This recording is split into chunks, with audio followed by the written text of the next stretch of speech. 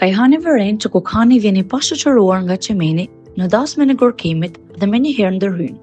Ai bën të qartë Gokhanit se vajzën e tij nuk mund ta mbajë në vend të dytë, ndërsa Gokhani gënjen e thotë se ajo ndihej keq, ndaj dhe nuk erdhi.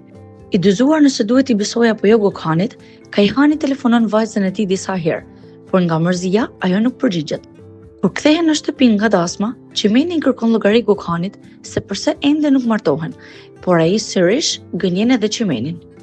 Gokhani sajon duke thënë se ish gruaja e tij nuk e pranon divorcin, ndaj dhe situata do të zgjasë derisa gjykata t'i ndajë. Në anën tjetër, Gorkemi zgjohet në shtëpinë e Fatiut, si dita e parë në sërimit për të.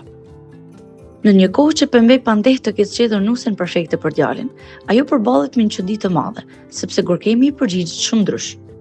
Pembej shikon me flokët zbuluar dhe e dëgjon tek shpjegohet duke thënë se në të vërtetë ajo nuk mban shami, por e ka bërë për hir të familjes për sa kohë që ka jetuar me ta.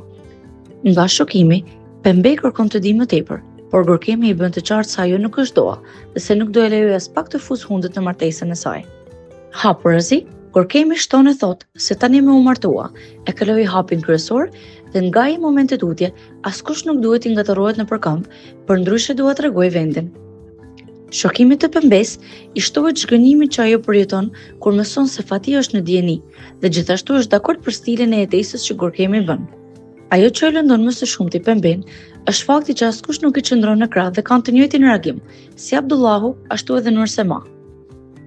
Ata të dy i thonë se Gorkemi di vetë si vepron dhe e paralajmërojnë të mos ngatrohet në punën e çiftit të ri.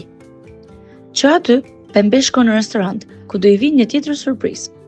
Kësaj here ajo përballet me Alevin, e cila shkon me qëllimin që të regjistrojnë bisedën e tyre dhe Pembej të rrëfehet që Alevi nuk e ka hedhur nga shkallët. Sado që përpiqet, Alevi nuk e del dot që ta bëjë Pemben të rrëfehet. Ajo kthehet në vendin e saj të punës, ku e pret Umuti me rrëfimin e tij të çuditshëm për ryzgarin që ka rënë në dashurimin me Seman. Kësaj radhe, do të jetë Umuti ai që zhgënjet nga Alevi, e cila pretendonte se rrezgari nuk mund t'ia jepte syt Nursemas, vetëm sepse ajo vishet ndryshe, më e mbuluar.